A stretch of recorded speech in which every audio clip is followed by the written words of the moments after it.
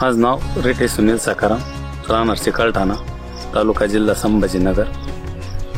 आपण दरवर्षी म्हणजे 10 ते 12 वर्षापासून कांदा लागवड करतो, पण अशी करीत होतो पाट पाण्यावरच.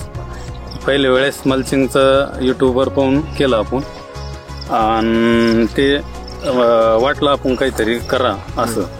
त्याच्यानंतर मग ते पन्नी शोधणं हे बऱ्याच अडचणी आल्या, पण मग ग्रोविटची दुकानं माहीत नव्हती आम्हाला का संभाजीनगरमध्ये भेटत ही पन्नी. मग तिथं गेल्यावर त्यानं पन्नी अवेलेबल करून दिली. त्याच्यानंतर मग तिला लावले आपण कांदे. 1.5 महिन्याचा प्लॉट या, आणि दरवर्षी परता चांगलं उत्पन्न चांगलं निघून होतं त्याच्यात. आपल्याला समजा एकरी पहिलं 100-80 असं क्विंटल होत होतं. याच्यावर वाटत का 150च्या प्लस जाईन बाबा उत्पन्न. मग आता हे आमच्या म्हणजे याच्या पहिलं गावात बी कोणा मल्चिंग करेल नाही कांद्याला, ते आपण करून पाहिलं तर बरेच जण म्हणते का मल्चिंगवरच कांदे लावायचे आपल्याला. पण त्या हिशोबानं आता आणखीन समजा 2 महिन्यात होईन खाली. सध्या तर चांगलं आहे, पाणी कमी लागत. पुन्हा मल्चिंगला खतं सुरुवातीला टाकली होती भेसळ डोस, त्याच्यानंतर खतं सोडलेच नाही वरून. काय ते पंपानं औषधासोबत एकदा मारली होती, त्याच्यानंतर नाही दिलं त्याला खतं. आणि मल्चिंगचा चांगला रिझल्ट आहे. पाणी कमी लागत, पाणी बचत होती. 10व्या-12व्या दिवशी समजा 8 घंटे मोटर चालतो.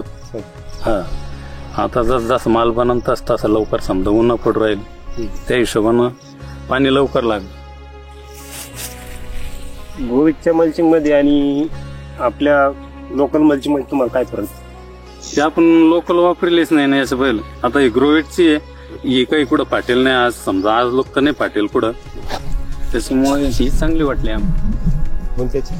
हा, म्हणजे काही फाटेल असते काही, तर मग आता याच्यात आम्ही टाकते वेळेस बी टाकले तर याच्यात काही ते नाही का. आणि आम्हाला पहिलं वाटत होतं का आता ही पन्नी किती दिवस टिकन, काय टिकन, कसं आहे, काय होईल. पण मग ते आता कांदे पाहून आता वाटतं का नाही कडे आपण जे केलं ते बरं आहे. ग्रोविटची त्याच्यामुळे बघून तुम्ही जी ऑर्डर केली ती मल्चिंगची, तर त्या एक्सपिरियन्स कसा वाटला तुम्हाला? ते इंदापूरचा म्हणजे इंदापूरचा नंबर होता माझ्याकडे. त्याला फोन केला तर ते मल्चिंगवाला आणि तुम्हाला ॲडव्हान्स टाका लागेल अर्धे पैसे, एक एकरच्या हिशोबाने जे समजा 5,000 रुपये. मग त्याच्यानंतर आम्ही ऑर्डर 5,000 आले तर मग तुम्हाला मल्चिंग पाठवू. पण मग मला ते भरोसा येईल नाही, आपण 5,000 तर पाठवून नाही आली. मग त्याच्यामुळं मग मी म्हणलं एकदा आपण आपल्या शहरात शोधू असलं कुठं, तर मग ते तुमच्याकडे आलो तुम्ही. त्याच्यामुळं मग त्याच्याबाद तुम्ही येतली दुकान असल्यामुळं काही अडचणच नाही, कधी जाता येत. त्या हिशोबाने मग ते मल्चिंग तुम्ही फोन केला 8 दिवस अव्वल आल्यावर आणले, मग चालू. आता हे हा बिगर मल्चिंगचा आहे आणि हा मल्चिंगचा आहे. मी म्हणलं बाबा आपण एक बेड आहे का असंच सोडून पाहू, याच्यात आणि याच्यात काय फरक. तर याच्यात पहा गवत, याच्यात पहा गवत, याच्यात गवत तुम्हाला फरक. गवत बिन याच्यात कसं आहे, खालीवर कांदे, कडीचे कांदे का मोठे वाट राहिले आणि मधली बारीक वाट राहिली. मग तुम्ही आता पुढल्या शेतकऱ्यांना काय सांगणार?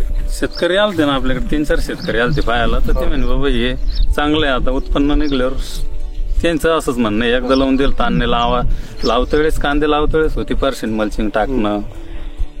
पण मग एकदा टाकणं लावले त्याच्याकडे पाहायचं काम नाही.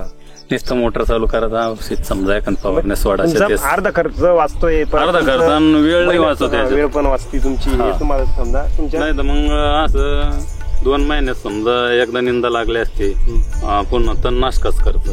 आता पहिलं तणनाशक याच्यावर गवताचं औषध मारलेलं नाही, तरी असं आहे अजिबात गवतात औषध मारेल नाही. याच्यावर गवतात औषध मारलं काय होत होतं का औषधाचं काहीतरी असर कांद्यावर होत होतं. तर मग ते कांदे समजा 5-6 दिवस थांबत होते जागेवर, वाढ नव्हती होत.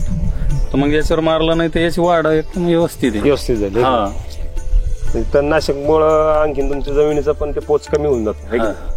त्याच्यामुळे तणनाशकचा बी खर्च समजा वाचला, निंदाचा खर्च वाचला, तेवढ्या ह्याच्यात मग हे पन्नीचं खर्चात लेवल येऊन जाते. हा. पहिलं वाटत होतं पन्नीच खर्च, पण मग आता नाही वाटत. आता ते काय दोन्ही पैसे वाचले, तणनाशकाचे वाचले आणि खुरपणीचे वाचले, त्याच्यामुळं मग ते पन्नीच खर्च निघून येतो बाबा. हा. Grow it. We help you grow.